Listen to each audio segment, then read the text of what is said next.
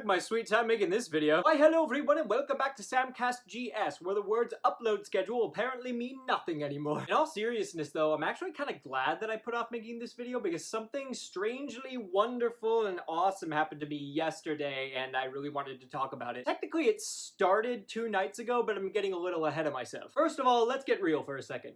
Anxieties suck. We all have them whether we like it or not, and if you don't, I'm a little bit afraid of you because that seems a little psychopathic. Yes, those particular fears that make us tense up and trigger our fight or flight response and we just want to get away as soon as we possibly can. It could be something physical like spiders, thunderstorms, a third thing that for some reason I couldn't come up with, or maybe it's something more psychological like a fear of heights or the dark or being watched by penguins. As for me, I'm terrified of social situations. That sounds really weird coming from me considering that I'm a hyper extrovert and I love meeting new people, but it's not quite that I'm afraid of meeting people or being around people. It just gets tricky when there are a lot of people. Those of you who know me also know that I'm a little bit socially awkward. I've mentioned in a previous video that I am autistic, but more specifically I have Asperger's syndrome, which is a fairly rare form of autism that impacts my social skills. Pair that with several years of rock bottom self-efficacy and self-esteem and you've got a cocktail of insecurity like you wouldn't believe. I've come a long way since then, but you know, those psychological scars don't just go away. They're always there, always watching, always judging. So I love meeting new people, as long as it's a small group of people and we all have something in common. Meaning at school or a convention or something where we have similar interests and similar anything, any kind of similarity that we can immediately use to relate to one another. That really helps, some sort of familiarity. It's the unfamiliarity that really gets to me. Which is why I make it a point to avoid parties when I can, unless I know a majority of the people who will be attending. Even when it comes to family gatherings, I can only deal with the socialization and the noise for so long before I have to back off and recharge my batteries. It's not like anybody judges me for that except for myself. I judge myself more harshly than anyone else judges me in any situation. So how do people overcome those fears and anxieties? Well, it kind of depends on what the anxiety is. For example, people who are afraid of heights and want to get over that fear will sometimes go skydiving or cliff jumping, something where they have put themselves in the situation that they are terrified of. The act of doing that thing in the face of that fear gives them a sense that they have conquered their fear and they're no longer afraid, or if they are, they're significantly less afraid of that situation. So how would I deal with my social anxiety? Well, that would involve me putting myself in unfamiliar social situations and making a fool of myself in public in front of a lot of people. I have no problem being silly around people I'm familiar with, or even just in public when there's not a ton of people watching, but sometimes I'll tone it down because I'm afraid of what people will think of me. And I'm honestly afraid of judgment and I'm afraid of embarrassment. I've never had the courage to truly put myself out there and conquer that fear until 2 nights ago, because I had a dream that actually helped me to conquer that social anxiety. I don't know if this is an actual thing where you conquer a fear in your dream and then suddenly that translates to the real world and you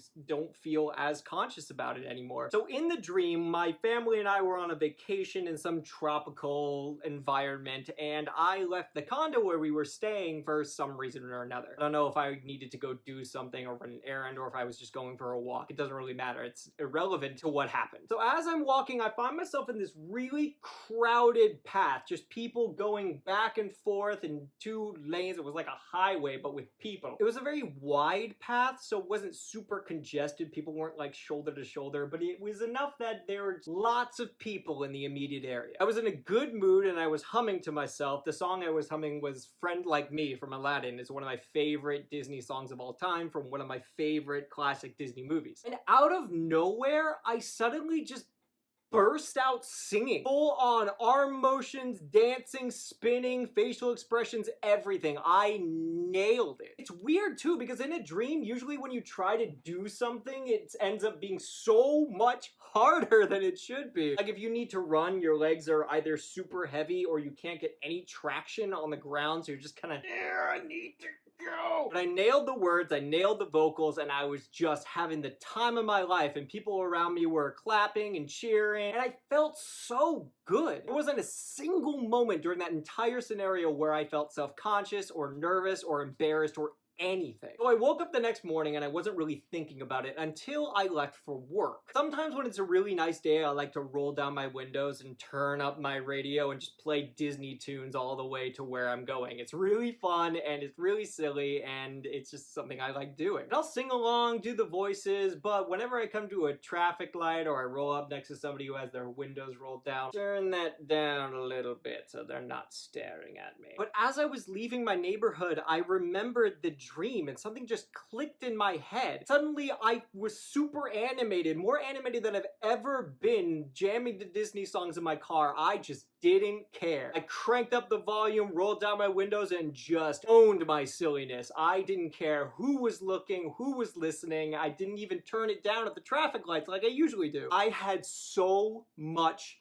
fun on the way to work that day. And in fact, the more I thought about the scenario in my dream, just busting out singing in the middle of a crowded area, singing a song that I love and being all expressive about it, instead of feeling embarrassed, I started thinking about how much fun that would be. It was such a crazy shift, all because I did something in my dream that I would never do in real life, but somehow doing it in the dream helped me to conquer that fear, and now I just feel so much more confident. I feel less self-conscious about singing in public or just being silly in general, and I don't care what people think of me. I never thought that a dream could have that much of an impact on my life. Thank you for sitting through my description of a dream that I had. I know that people describing their own dreams to other people, unless they're ridiculous, aren't always entertaining. So to make up for that, let's move on to the dinosaur of the day. I stuttered through that sentence, but I have spent so much time repeating things today. Nanotyrannus is the pygmy tyrant. That is such a great name. The pygmy tyrant. He's a little tyrant, little oppressive monarch. In 1988, a team of paleontologists announced a discovery,